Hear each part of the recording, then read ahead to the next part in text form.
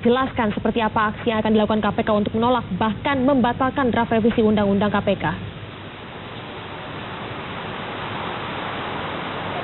Selamat sore Daniar dan juga saudara. Sejauh ini dari pihak KPK dan juga para pimpinan KPK memutuskan untuk terlebih dahulu melihat perkembangan dan juga perjalanan dari revisi draft rancangan Undang-Undang Nomor 30 Tahun 2002 tentang KPK.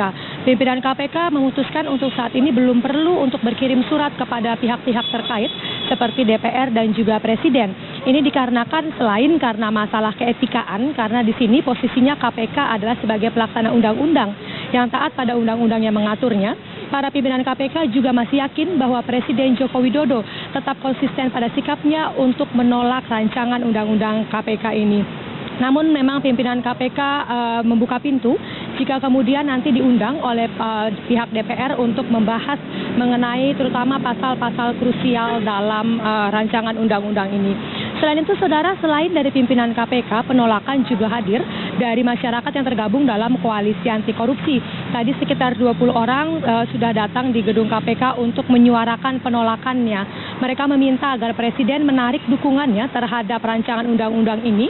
Dan juga dalam penolakannya tadi, aktivis anti korupsi ini juga melakukan aksi teatrikal, yakni dengan meletakkan batu pertama pembangunan Museum KPK.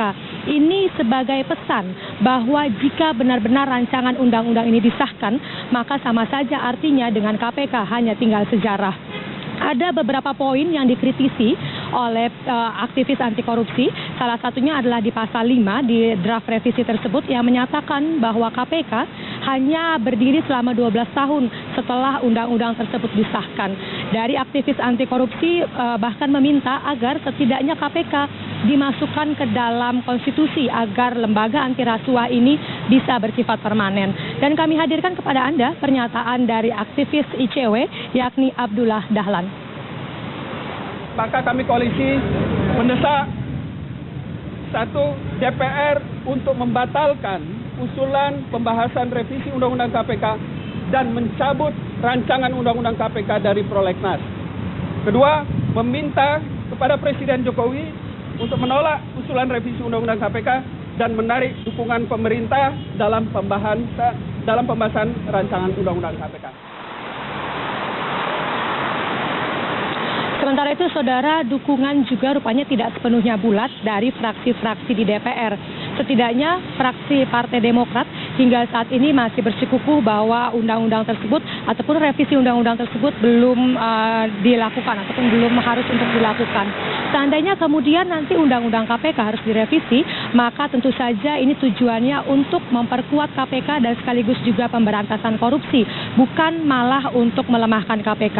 Kami hadirkan pula ke hadapan Anda pernyataan dari Agus Hermanto selaku Wakil Pimpinan DPR dan juga politisi Partai Demokrat. Harus membahas karena memang Demokrat adalah fraksi juga yang ada di DPR sehingga pasti juga akan membahas. Namun di dalam pembahasan tersebut Demokrat mempunyai pemikiran, mempunyai hal yang paling tepat. RUU KPK ini bisa saja dilaksanakan revisi tetapi adalah untuk menguatkan posisi KPK.